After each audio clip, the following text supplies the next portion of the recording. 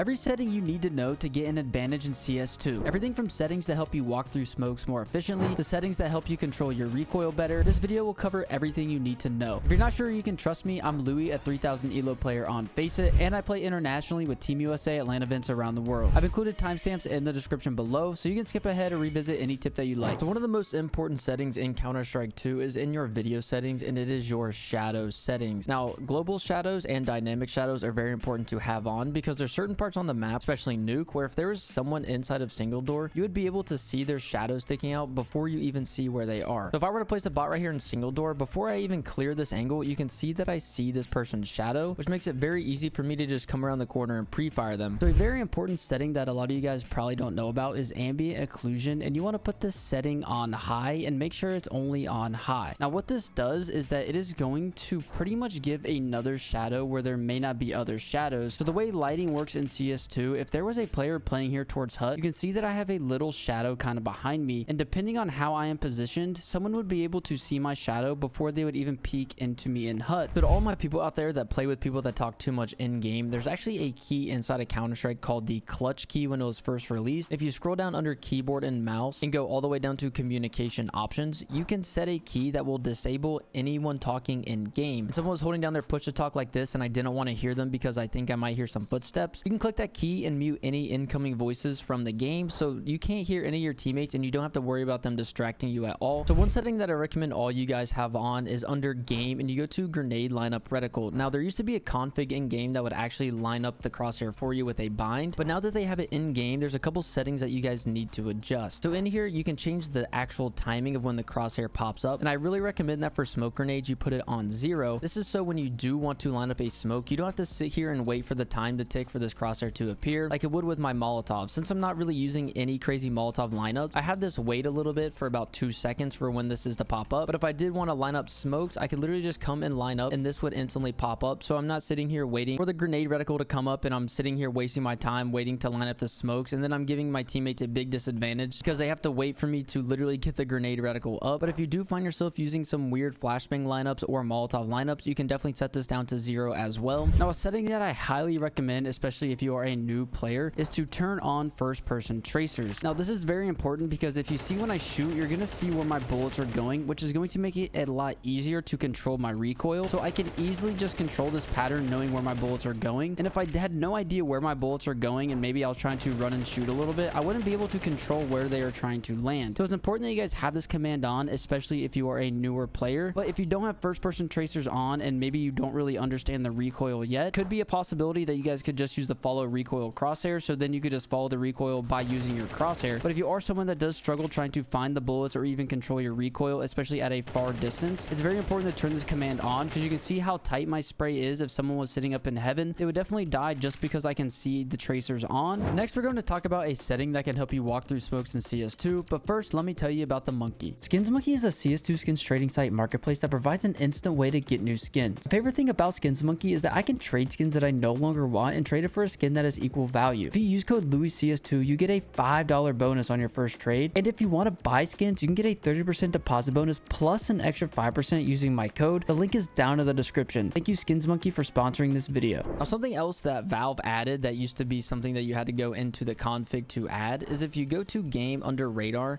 it's going to have a radar map alternate zoom, and you're going to click this button and you're going to put a bind in for this. Now I moved my webcam over just to display what this bind does, and as you can see, it's going to zoom in on the radar. And you might be thinking, what advantage would this be if I could just zoom into the radar? And it's actually so you could walk through smokes. So let's say for example that door's blown here on nuke and I wanted to walk through. If my radar was zoomed all the way out, I wouldn't really be able to see how I could walk through this smoke, especially if it was a little bit deeper than usual like this. You actually might get trapped, especially if you're doing a door pop. So the radar zoom bind actually helps you so you can get through narrow passageways like this through smokes. It could even, if you want to do like a little mini lurk as well, where you want to connect both the smokes, all you have to do is just zoom in on your radar and you know exactly where you are on the map. So under the same settings under radar, there's a radar is zooming dynamically. Now what this does is that it detects where your teammates are on the map and will automatically zoom them out. So if I were to add a bot to the T side and I wanted to place him outside here, you're going to see that if I go all the way over here, my minimap is going to stay zoomed out. Even with the radar toggle zoom, you can see that it's even adjusting to where he is on the map, so I can constantly see where my teammates are. And if I did want to use the zoom, it wouldn't really affect affect anything, it would be harder to walk through smokes, but I would still be able to see where my teammates are. Now this next setting, we're going to talk about pings. Most people probably have middle mouse button bound to ping, but one thing that I would really recommend is to display pings without sound, because if you have pings with sound, there might be times where you might miss a sound cue because the player decides that he wants to ping. So it's really important that you want to display without sound so you're not missing any sound cues in game, because maybe they don't have a mic on and they're just trying to spam the ping where an enemy is. But the one big disadvantage is if someone does want to spam that, or maybe they're doing a nice setup over here where they want to ping which line they're holding. If you're over here towards ramp playing close, you might even miss a misstep just because of how loud that sound cue is, and then all of a sudden you're getting popped on ramp and you have no idea why, when you just miss a sound cue because your teammates are spamming the ping sound. So this is probably one of the most important settings to disable unless you are Munacy, and that is the detached silencer on the A1S and USP. Now the reason you want to disable this is because there's a lot of times in gunfights, or maybe you're someone that just grips your mouse very hard when you decide to spray. If you're spraying and then accidentally hit the right click button, you're going to just lose the gunfight because obviously you can't shoot back, and then you're going to be just jumping around trying to pull out your pistol, and then you're trying to do pistol damage to someone with full armor, and you're just going to lose the gunfight. So I'd really recommend to take this off, because most of the time as well you're not taking off the silencer unless obviously you are Munacy. So just disabling this will help you a lot, and it won't even matter if you do grip your mouse very hard when you're spraying. Now this setting is very important if you are a support player and always have utility in your belt. Go to settings and you want to enable always show inventory, because if I were to turn this off and I just held my gun out, you're going to see that everything in my inventory is going to disappear. And in CSGO, one of the big disadvantages is that the grenades would also disappear, but in CS2 it doesn't do that anymore. So one reason you want to have this on is because sometimes you might be picking up a gun and you don't even realize it. So when it comes up in your inventory, you're going to see that it's just literally going to disappear, and you might not even notice that you picked up a gun. So if you do enable this, it's always going to show what's in your inventory. So if you are maybe on an eco round and for some reason there's just a gun laying on the ground, when you go over it and glance over at your HUD, you're going to see that it's in your inventory even if you don't notice. And I want to look at my util to see what util I have. I would be like, oh my gosh, I somehow picked up an A1S. Now I'm going to win the round because I have a rifle. So one of the worst settings that Counter-Strike introduced that you guys should 100% disable is under game all the way at the bottom under damage prediction. You want to turn this off because if there's any server lag or any lag on your side, if you decide to shoot someone, it may show that you registered a dink or maybe even a kill, and then you might even switch away from the target and then realize that you actually didn't kill that person at all. This damage prediction I think was kind of a good idea from Valve, but one thing that they did is they just totally executed it wrong, so it's putting you at a big disadvantage. Now it says it's not active when you have high ping, but if you have any just accidental loss or high ping, it's going to put you at a huge disadvantage because you're going to be shooting people thinking you killed them. And it's even happened to people like Simple, where he had this setting on and it shows that he's killing people, and in reality he's actually not, and it just results into him getting killed. So a good setting that you need to be a good teammate is under game, you want to go down to team and you want to do show ID through walls, and you want to make sure that it shows the pips, the names, the health, and equipment. And this is very important, especially if you are a rotator or an IGL, because you're going to be able to see your teammates' equipment through the wall, which is going to help you tremendously. So if I were to look over and let's say I was playing towards heaven on the CT side, and maybe there was no pressure towards A, and maybe my ramp player decided to use all of his utility, like how he doesn't have a smoke, but we could also pretend that he may not have a molly. I could also see that and realize, holy smokes, my teammate might need help. I could easily go drop him some utility, or I could just stay here and help him if I needed. So now another good setting, especially if you are in solo queue, is if you go to your settings and you go under HUD, you want to turn large player count to no. And you might be thinking that all of this up here might be a disadvantage because it's more on your screen, but it's actually going to help you, because not only will you be able to see how many enemy players are alive based on their pictures, which is also a good advantage because you can memorize where people are playing, and you can literally just look up and see if they're dead without having to hold tab to see if the ramp player may be dead. You can just see what picture he has, try to remember it, and then realize when he's dead. But another good advantage if you are in solo queue is that you can see your teammate's health. So if you see, if I shoot my teammate, his health is going to go down. So instead of me just kind of asking around who's low HP and who's not, I can literally just look up at my screen up here at the top and I can see how much health my enemies have. So the net graph was a popular thing to have up inside of CSGO, which would appear at the bottom of your screen. But if you guys want this on in CS2, I actually would recommend to have this on. I have the show frame time and FPS as always, the show ping always, and then the show network problem always as well. So if there's any problem with my network, it would turn red like it is now, and it would show my ping, my packet loss, or if I have any upload that might be delaying my internet. This is good if you guys have any siblings that like to play on the internet and if they're lagging. And if you are lagging, you can go tell them to get off the internet because you're playing your faceit level 10 rank up game. There's a lot of cool things that you can just see with this if your computer may be lagging with other programs. So this setting is important if you are an opper, and it is the auto resume sniper after shot. Now if I had this setting turned on to no, low and I decided to take an op shot, you're going to see that my op isn't going to re-scope. Now, this could be good if you're someone who likes to constantly quick switch after a shot, so you could literally just take a shot and then not have to worry about it automatically re-scoping. But what makes this setting really, really good is how you can just maneuver around when it's auto scoping back in. So let's say I was opping towards back silo here and they start to hit A. I could literally just take a shot, not even have to click my scope again. And what makes this really, really good is if you're someone that's not really good at pressing keys on the keyboard, or maybe you're not someone who wants to quick switch and just do a nice strafe around with a crouch peek and just keep maneuvering, this is really a good option. So you just eliminate the amount of buttons you're pressing. If this video helped you, make sure to check out this video on how to get good at CS2 fast by clicking the video on screen now.